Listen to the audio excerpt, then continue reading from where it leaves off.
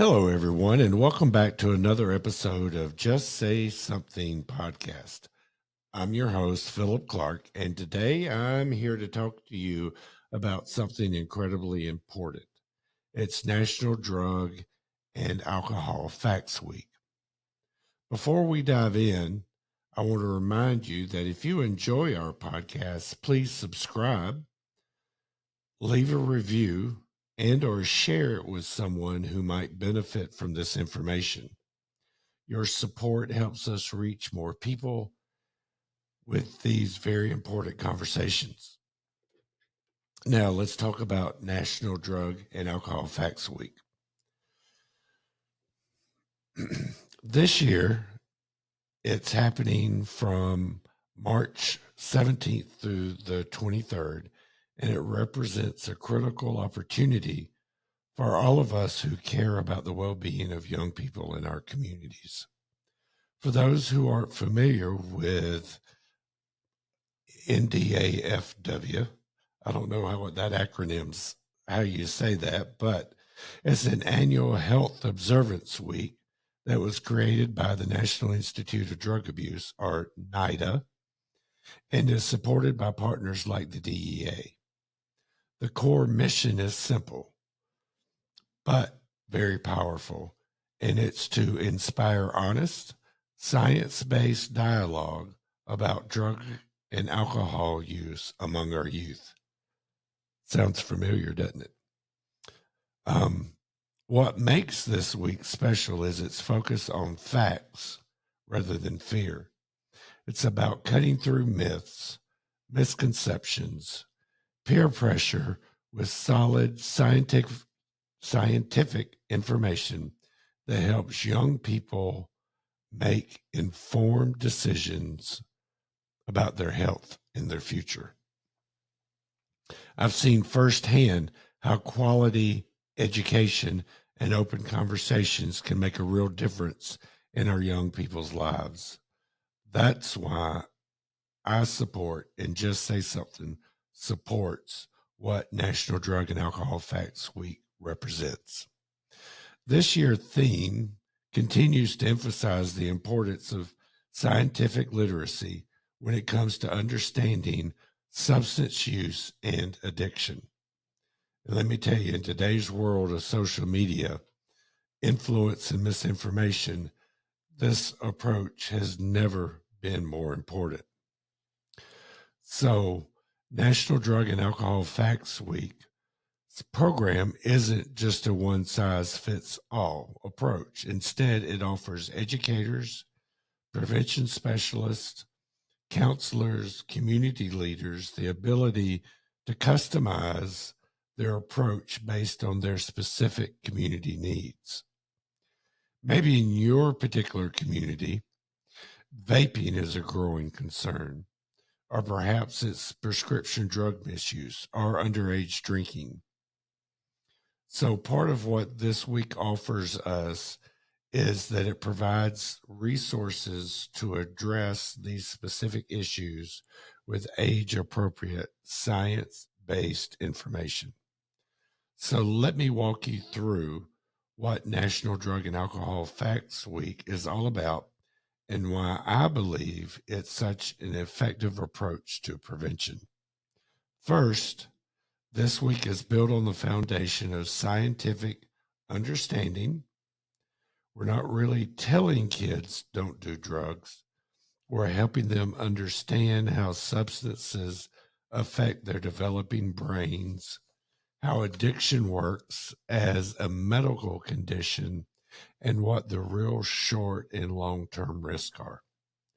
So many of you know Stacey Ashmore on our team. He's in schools each week educating students about the dangers of smoking and vaping. It's so important that kids really understand what can happen. Second, it promotes dialogue. This isn't about lectures or scare tactics.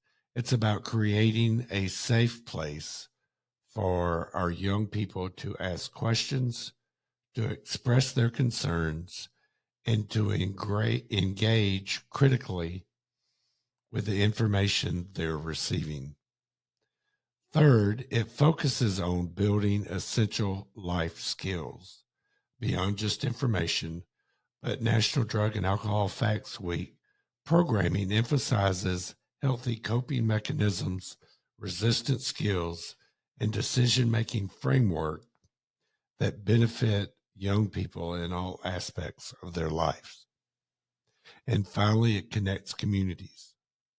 When schools, families, healthcare providers, and community organizers all participate, it creates a consistent message and a network of support for our youth.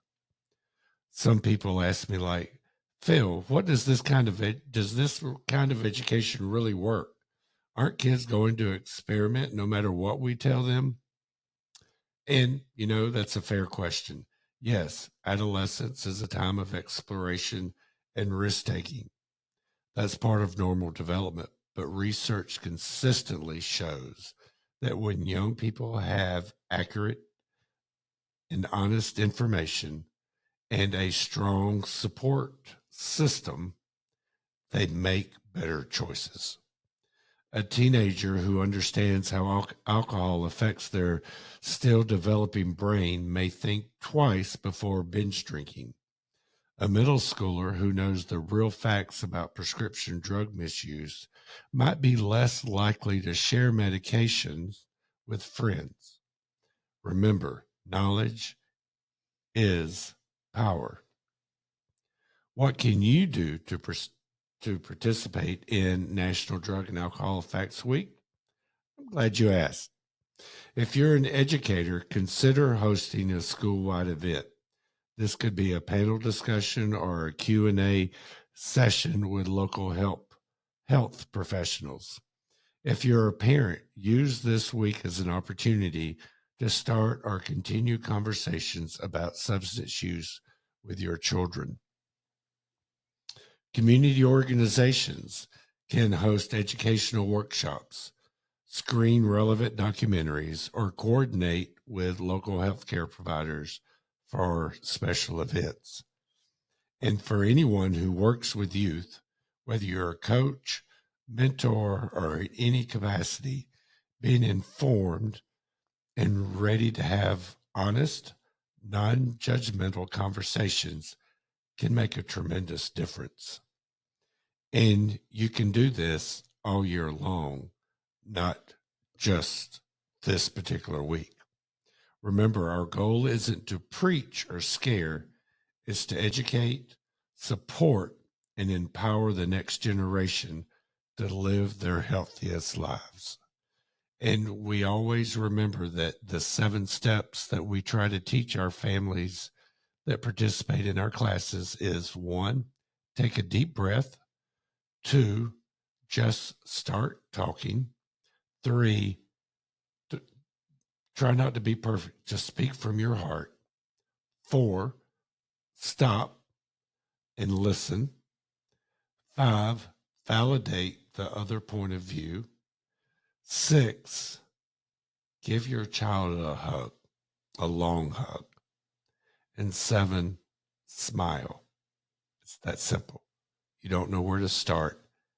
Just say something. So that's all for today's episode. I want to thank you for tuning in.